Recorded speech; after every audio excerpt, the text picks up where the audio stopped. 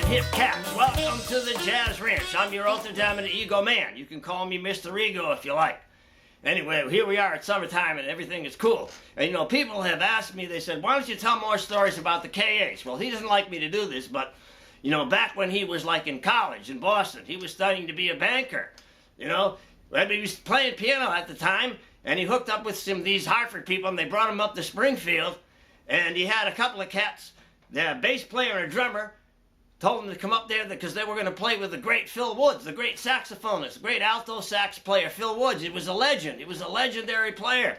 We're going to play with him because I met him in summer camp, and we're going to go up to Albany and do a gig with him. So they went up there and they did a gig in the basement of a church.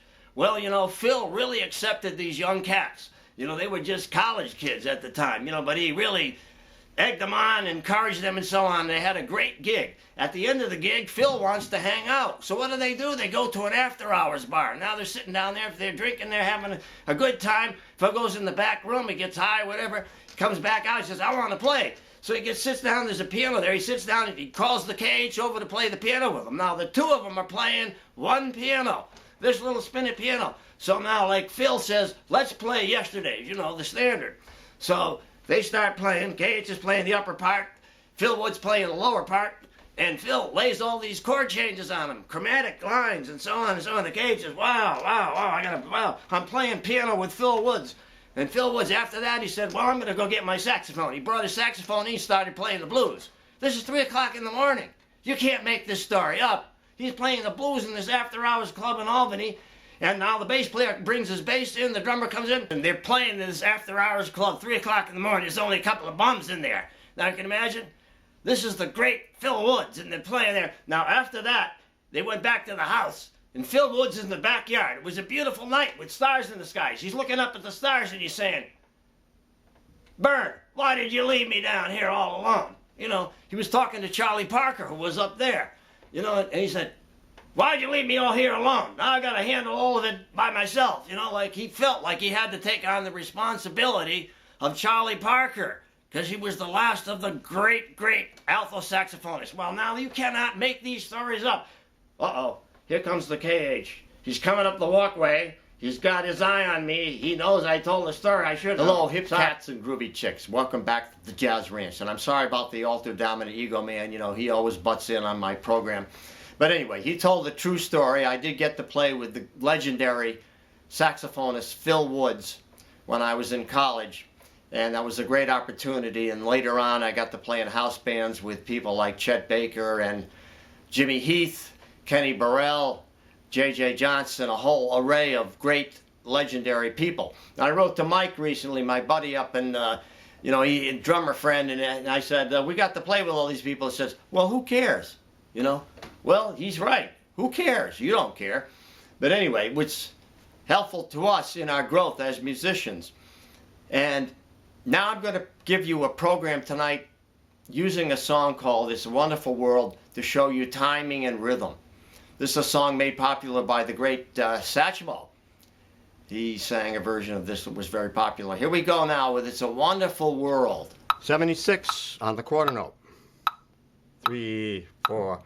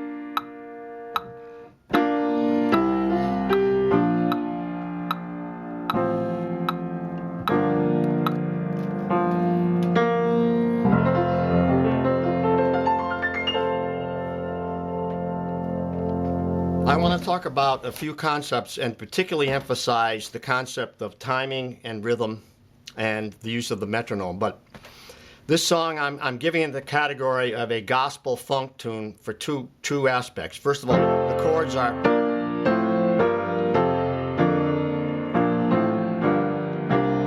those kind of chords which are gospel sounding chords. They're really basic, full sounding chords, but without a lot of what we call jazz voicings or jazz upper extensions, that kind of thing. They're very basic chords, also using a lot of chords like that, which is an inverted F chord. In other words, in first inversion, and then then a C7 inverted in second inversion, and then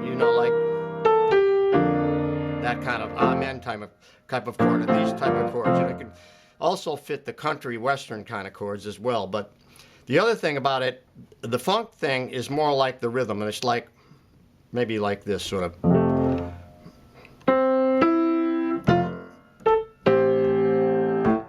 So it's against the underlining rhythm is this.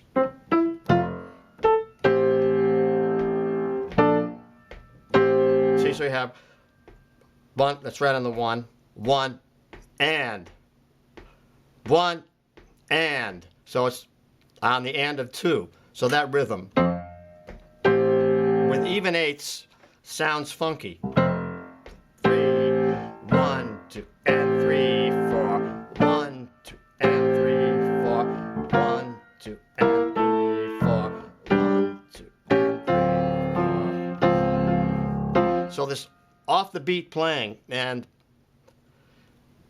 the metronome is going to help you with that, but it's also going to be a big challenge. Now, playing with the metronome or playing without it, if you're playing without the metronome, you're going to play better, generally. When you play with the metronome, you're not going to play as well. And the reason for that is because it's difficult to play with the metronome because it's so metric. It's not like a real person. If you're playing with a band and a drummer, they're going to flow with you. In other words, if you go a little bit ahead of the beat or you go a little behind the beat, they're going to adapt to that. The metronome won't do that. So what happens is when you're playing with the metronome, you're very conscious of it and you're very conscious of staying with it. And so what happens is your focus on what you're doing is becoming distracted. But here's the central point. The point is that when you practice with the metronome, your time is going to get better. It doesn't matter by the fact that you're being distracted. That distraction you will overcome over time when you play with the metronome. The more you play with it, the more you practice with it and try to relax with it, the better you will get, and the better you will be as a musician, the better you will play with other musicians and so on, and they'll know that your time is great. And what'll happen is most of the time you'll be frustrated because nobody else's time is as good as yours. So there you have it. But anyway, no, regardless of that, how do I know this? Because it's difficult for me to what's the word? In other words, to play it without the metronome and then transform and play it with the metronome. I have to do all those things. I have to think about the metronome. I have to try to make all my lines even. Everything I'm doing has to feel rhythmically in the pocket.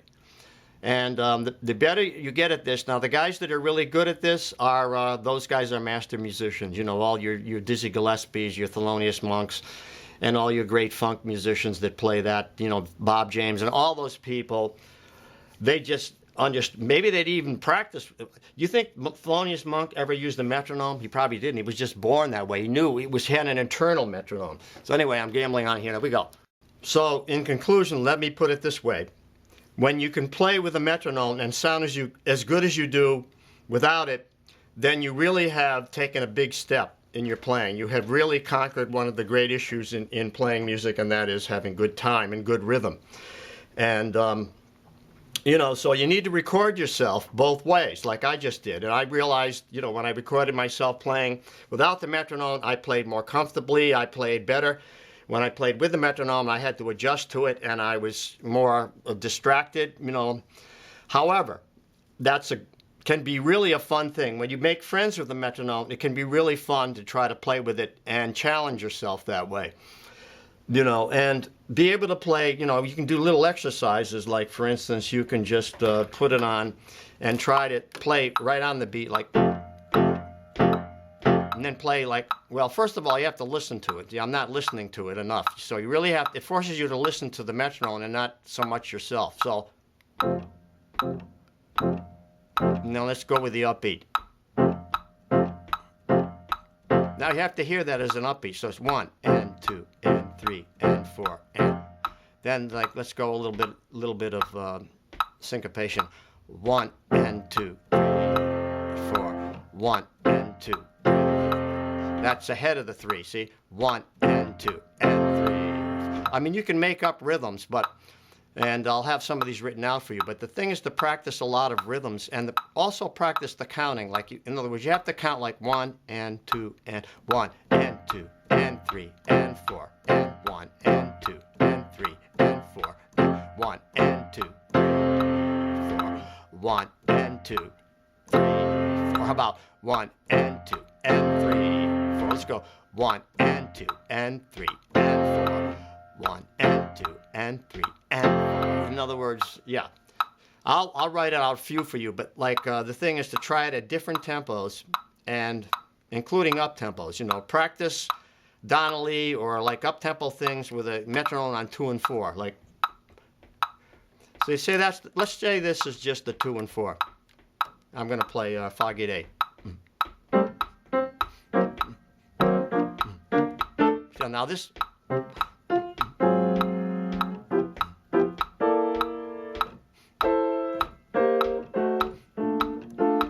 You see now, that particular song, I can leave space so I can really sort of partner with the metronome. You know, I'm partnering with it. It's like we're together. We're like a unit, the two of us. Like, does it have a brain? No, it does. It has a brain, but it's very metric. It's sort of like the perfect brain. So I can play off the beat, but still, he's going to tell me where I am.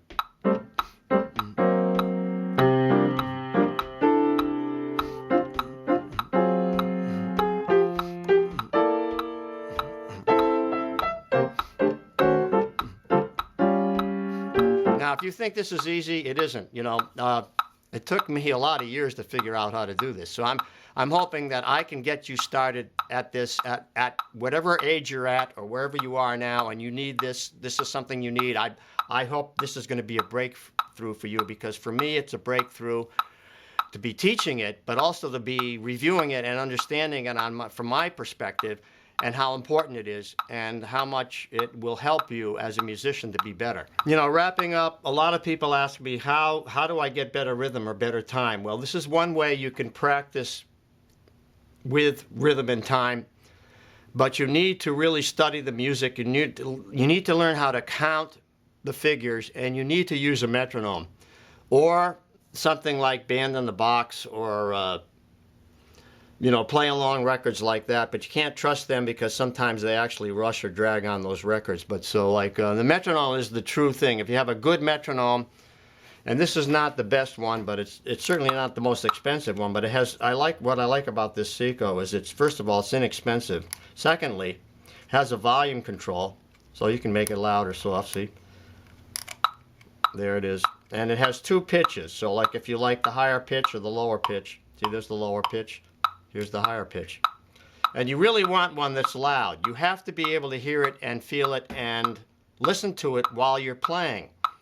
And try to groove with it. You know, like you got to become partners or friends with it. When you're friends with it, then you have made a big, huge step.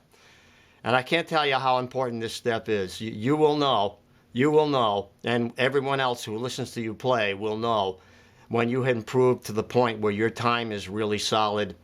And not only will the musicians know, but all the people that listen to you play will know. So that's it. We'll wrap up. Signing off from the Jazz Ranch. Thanks so much for tuning in. Please write to me. I'd love to hear your feedback. And until next time, I'll say in the words of my great friend Hermie Dressel up there in the stars, swing loose. And we'll see you next time around. Bye-bye.